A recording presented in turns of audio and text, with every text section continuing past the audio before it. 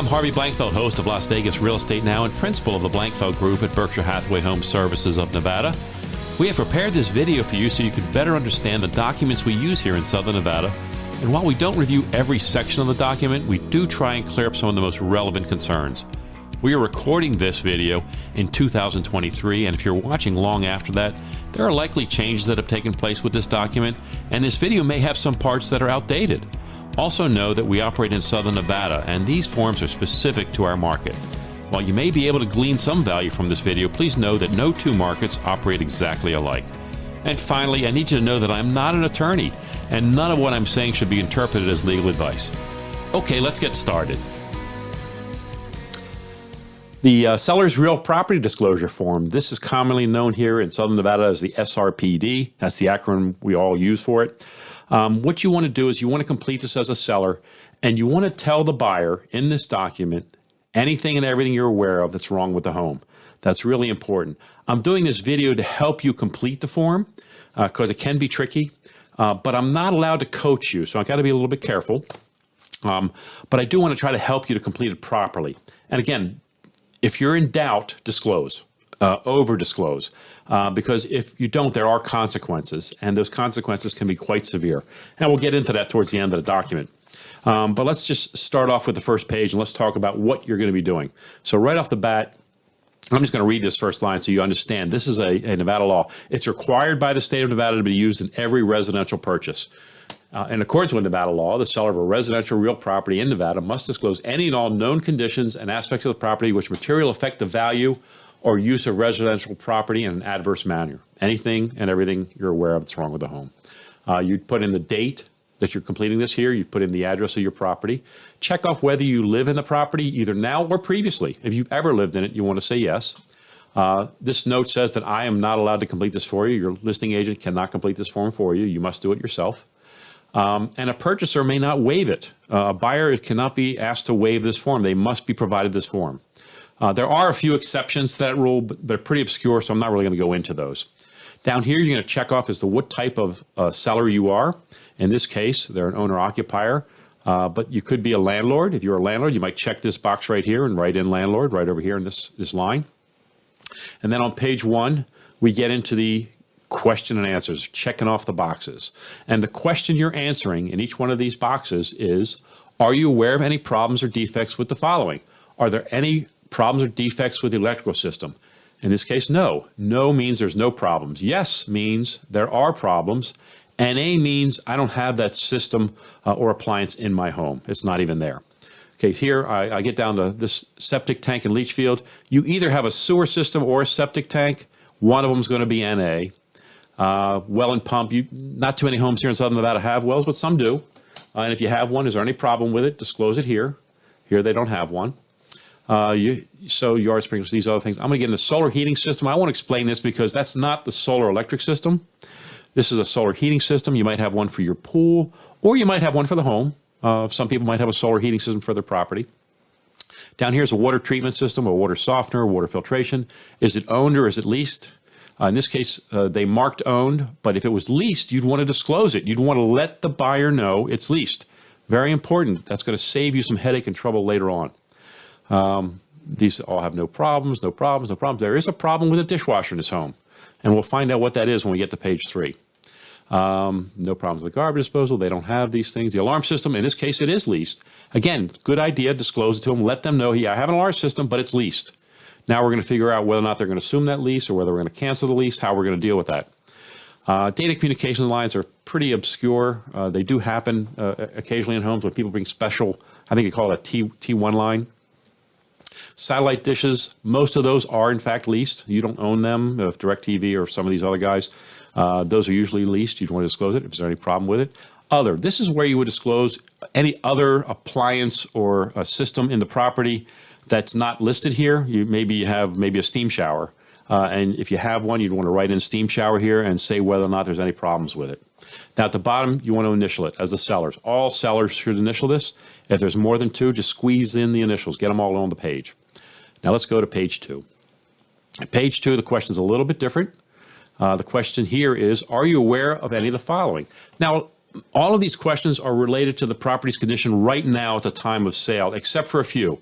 And they're on this page, and we'll get to those. Matter of fact, the very first question has the word previous in it. So was there ever any moisture conditions or water damage? Was there ever any water damage in this property? You would want to say, in this case, they said, yes, there was water damage. So we're going to find out more about that when we get to page 3. Any structural defect, any construction made without permits. And they didn't have that here. Any construction defect claims, they didn't have that here. Is the home on this part 2, is it on expansive soil? There are homes in the southern Nevada that were built on expansive soil. Significant foundational issues with that. If you are on expansive soil and you're aware of it, you need to let the buyer know about it. These are all no's. Is it in a floodplain? This is something we can look up for you if you're not aware. If it's in a floodplain and you have a mortgage, you're probably paying flood insurance. But if you're not sure, just let us know, let your listing agent know, and we'll look that up for you, and we'll provide some documentation for it. So these are all no's. Roof, no problem. Pool spa. This could be NA. In this case, they have a pool, but they're saying there's no problems with it. But if you don't have a pool, to say NA. Any history of infestations? Did you ever have termites or carpenter ants or some other pest issue in the property? Environmental issues. Are you storing any dangerous chemicals? Do you have a chemical storage tank on the property? No here. This 6B, I love this question. Has the home ever been a site of a crime involving previous manufacture of methamphetamine? You've been running a meth lab in your home? Are you aware, was there ever a meth lab in the home? Just something you'd want to disclose. Someday somebody's going to say, oh yeah, Harv, that's how I pay my mortgage. That's how I make a living. I run a meth lab here. Hasn't happened yet, but it might. Again, here's that word previous on mold. Was there ever mold in this home? Here they're saying, yes, there was mold. We're going to find out more about that on page 3. Anything shared in common with your neighbors? Here in Southern Nevada, very often our properties, we share our yard walls with our neighbors. The walls surrounding our backyard, they're common walls, so we share those with our neighbors. So most of the time you're going to say yes here. Is the home in an HOA? Yes. Are there bylaws? Yes. Is there recurring fees? Yes. Is there any unpaid assessments? No, not in this case. Any litigation related to the common area? Nope, not in this case. If there was, you'd want to disclose it here, and you'd want to explain it on page 3. Any assessments on the property other than property taxes? That's for SIDs or LIDs maybe. In this case, they are. So they're saying, yeah, we have a SID. They actually do have a SID. They're going to talk about that on page 3. Any construction made without permission of the association? No, in this case. Any problems with the water or water supply? Nope. If you're getting the water from the Southern Nevada Water Authority or the Water District, your water is probably fine. Hopefully it remains so.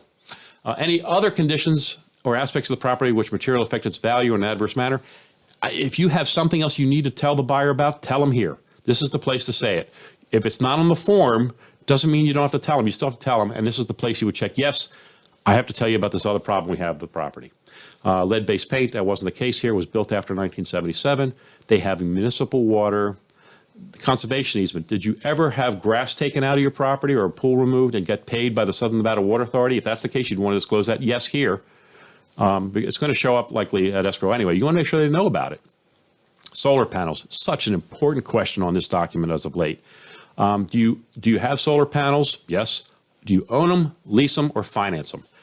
You need to be thinking about this answer. If you're leasing them, you want to market. These people are leasing their solar system, and you want to make sure you disclose it here because the buyer needs to know that they're going to probably have to assume that lease unless you're prepared to pay it off. They're going to have to assume that lease, and they have to be approved to assume that lease. Wastewater disposal, are you on sewer or are you on private septic or some other system? I'm not sure what other system there might be, but maybe there's another system. And then finally, there's a private transfer fee obligation. This is an obscure element that happened some years ago. Some developers were asking buyers of land to pay them back should they sell it within a certain time frame. Any yeses must be explained on page 3, obviously. You're going to initial here. Again, all the sellers initial here. Page 3. This is where we're explaining all the yeses. And so let's take a look at what this seller says. This seller says dishwasher on page 1. Our dishwasher hasn't worked for 2 years. They're not being very forthright here. They're just saying the dishwasher doesn't work. If it was me and I was the listing agent on this, I might ask the seller, hey, gee, maybe it would be better in this case to replace this dishwasher and pay the cost of a dishwasher as opposed to the adverse effect it's going to have on the price we're going to get when we sell it.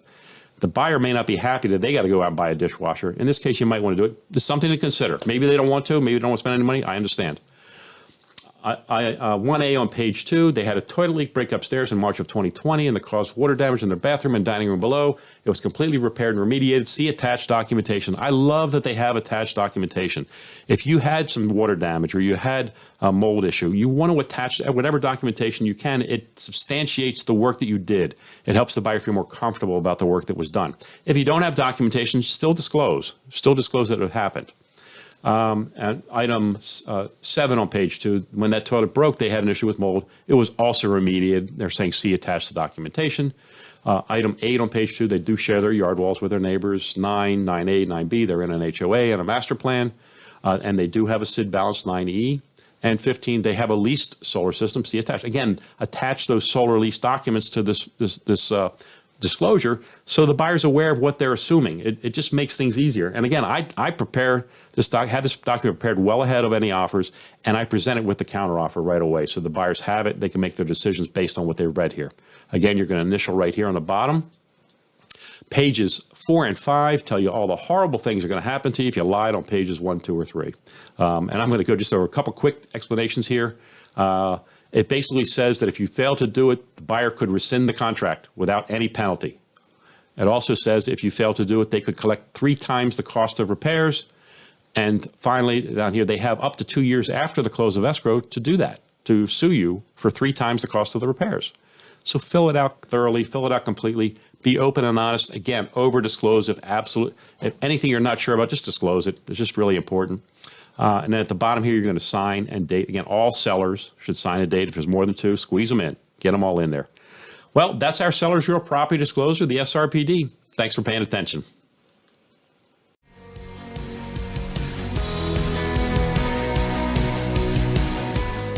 I hope you found this video helpful. Please feel free to review our other videos at www.lbrealestateradio.com. And once again, thank you for taking the time to learn about this document. And if you have any questions, just call or text me at 702-203-1165.